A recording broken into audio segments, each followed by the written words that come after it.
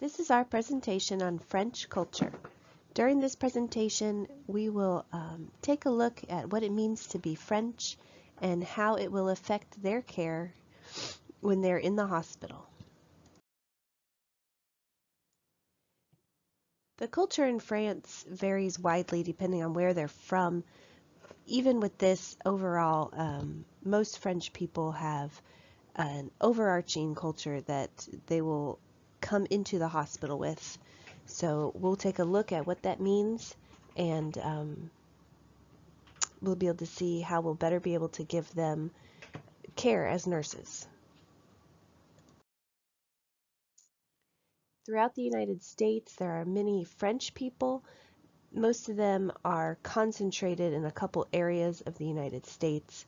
In the next slide, we'll take a look at a map to see where that is.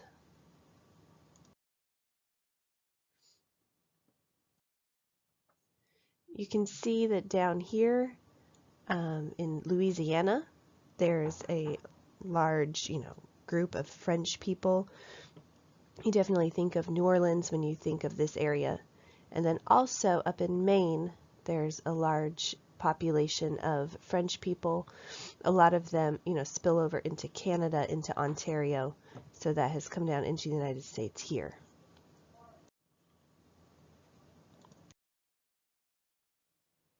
The word culture actually comes from the French people, and it means to tend to the earth and grow or cultivate or nurture. Most people in France are Catholic, so you can expect a pretty large Catholic population, or the chance that your patient could possibly be Catholic if they are French. French people also take immense pride in their nation. So respect towards their beliefs and how they feel is probably a good idea as you're taking care of this population. Also, the French have a very open attitude towards sex outside of marriage, so that would not be unexpected in dealing with a French patient.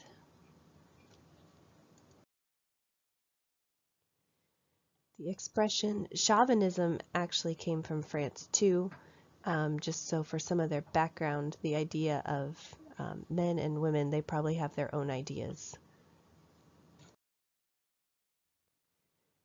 The French motto is liberty, equality, and brotherhood. Right here is that motto in French. I can't speak French, but that's what it means. They place a higher importance on equality, so you could see that, especially based on their history, that they probably think that most people are equal, but still deserving of respect, and they still demand respect of themselves. Food and wine and art have all played a big part in French culture. You'll see in future slides how that also plays a part. Famous artists like Monet and Degas originated in France, and the Louvre is in Paris. So many French people are surrounded by culture like this. This isn't something that is really happens in the United States a lot unless you're in a big city. So just to keep that in mind when you're dealing with French patients, that they may have a more classical education. So to start looking at caring for French patients, we're going to start with childbearing women. A large percentage of women in France have children, and they also work. So there's definitely an issue of work-life balance when it comes to these patients. In France, healthcare is state funded, so almost all of the women in France have healthcare during their pregnancy and through their whole lives. So a French person who's visiting the United States may find it odd that we don't have that here, or may expect something to be paid for when it's not. So to keep that in mind. They are also, if your patient is originally from France and not originally from the United States, are used to getting up to 16 weeks of paid maternity leave. So Finding a work-life balance in the United States for a French patient may also be a factor if you're caring for one of these patients. They also have many socially funded protections in place. So, for instance, a working mom in France might be allowed to transfer off of night shift or take an even extended maternity leave if they need it or if their doctor says that they need it. So there are some differences there when it comes to caring for pregnant women in France versus how we might take care of them here in North Carolina. In France, families are similar, they're comparable to families in the United States. In one study, women of childbearing age did report that they had high levels of work-family conflict. Some of this comes, if you think back to the word chauvinism came from French culture. Even though they do have these high beliefs in equality, there might still be a pretty deep divide between men and women as far as traditional family roles go. So in this particular study, Galley and Russell in 2009, it showed that male partners typically don't participate in homemaking. This is probably pretty typical across the world, and with their social structures that support pregnant women and maternity leave, probably we would see them as having an easier time with work-family balance. But as far as the French see it, they don't see it as having an easy time because these women report high levels of work-family conflict. As far as business and who makes decisions in the family, that's also seen as kind of a male domain. Again, it's going to vary family to family. And you also might expect to see grandparents or aunts and uncles coming in with your French patients, as they tend to have extended family and a very close extended family.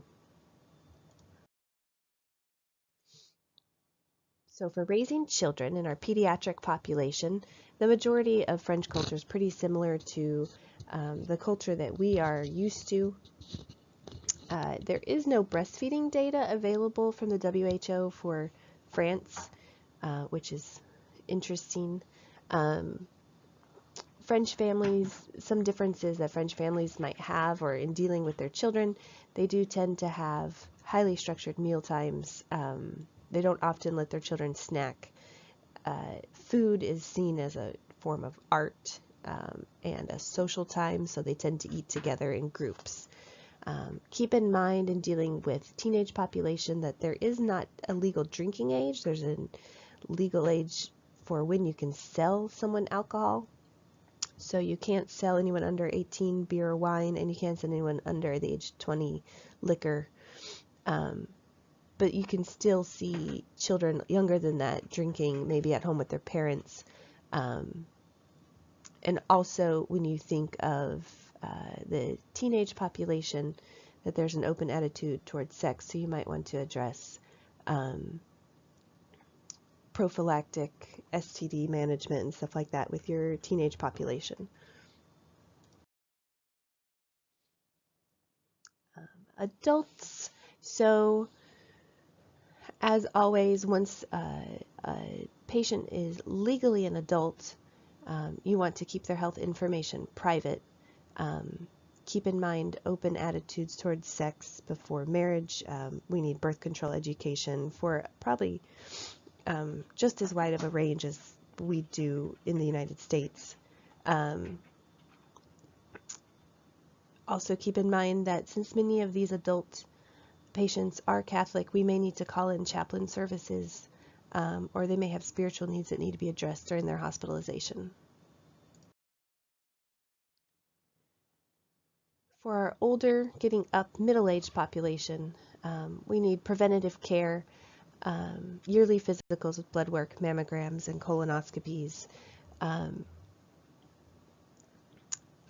For the ages 50 to 65, many French people, because of their background of having extended families, they will more than likely want to age in place. So we probably need to take into account ways to help them do this. Many of them are not open to transitioning into a retirement community or assisted living, because in their culture they're used to having family to care for them. So this might be something that need to be addressed as a French patient ages. Let's move on. So many of the elderly patients choose to stay at home with 24-hour care from a personal caregiver instead of going into a retirement home or something like that. As usual, with most geriatric population, we need to engage them, make sure that they have social activities, and make sure that they are active in their community so that they, are not prone to depression, so that they stay active. In France, the topic of euthanasia has been common for years, especially among people who are currently receiving palliative care. It's common for this culture to withdraw care and continue to be in a deep sedation until death. So that's from a study by Boulanger in 2017. So some societies are more open to withdrawing care and allowing a more natural death process. So keep that in mind. Just to summarize the highlights of French culture, many of them do speak English. You would always want to ask for interpreting services, but they are a westernized country, and many westernized countries around the world also learn English in addition to their native language. Make sure to offer spiritual support. Many of them are deeply religious, or at least culturally religious, and probably would still want to have that there.